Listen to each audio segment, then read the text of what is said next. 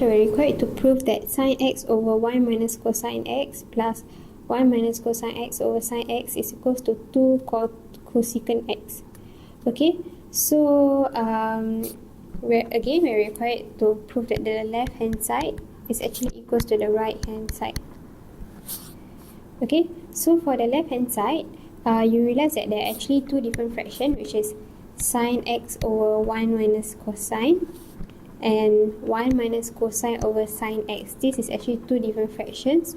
So when you have two different fractions, always try to combine them into one fraction. So that means they have the same denominator. So you have to find the common denominator. So in this case, for sine x over 1 over cosine x, you have to times sine x to both times sine x. Okay, and for this you have to times 1 minus cosine x, and here also you have to times 1 minus cosine x. Okay, so now they actually have the same denominator. So here you will have sine x multiply with sine x, then here you have 1 minus cosine x multiply with 1 minus cosine x, and the common denominator will be sine x times 1 minus cosine squared cosine x. Okay, so in this case you will have here, when you multiply them together,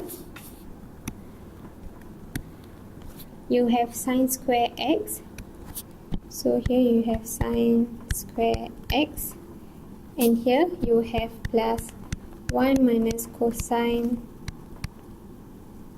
x square, because these are actually similar, so you just it's actually just square of it, and your denominator remains the same, to be sine x over 1 minus cosine x. Okay, so since you realize that you actually have a square here, right, you have to expand them out. So this will be your a minus b square, so it will be a square minus 2ab plus b square. This formula you have learned in EG1. So you have sine square x, so your a is actually 1, so it's 1 square minus 2 times 1 times your b is cosine x, and it will be b square, which is cosine square x, okay, over sine x 1 minus cosine. Okay, so we have to simplify the expression here. So in this case, you will have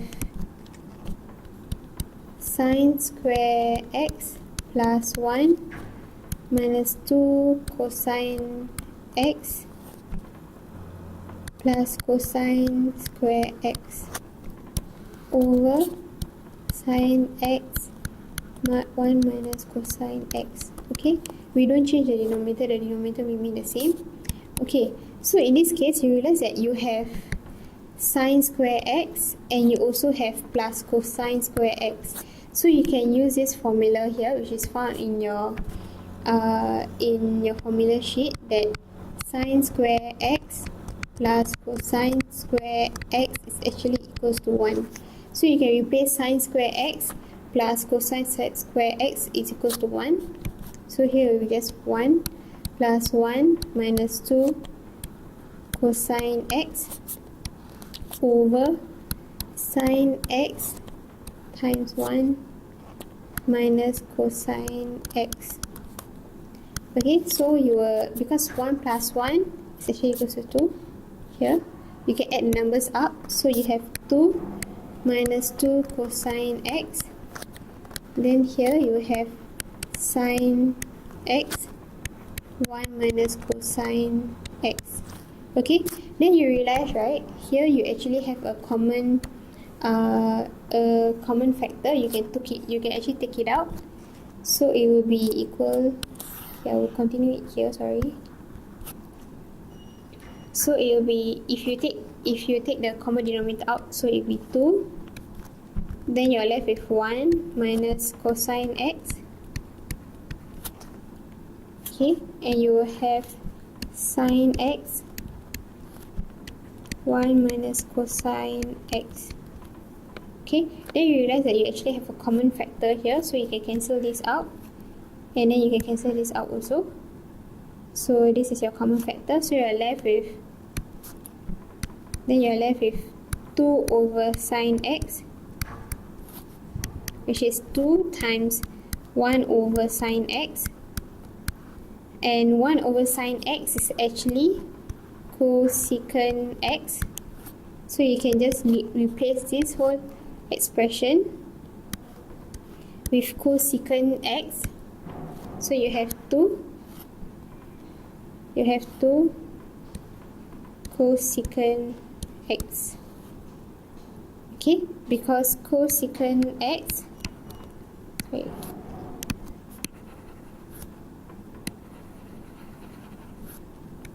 okay, because cosecant x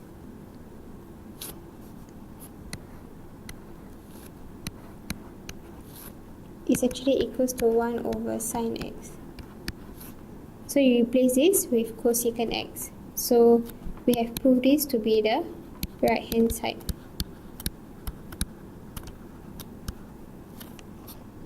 So this is our final answer.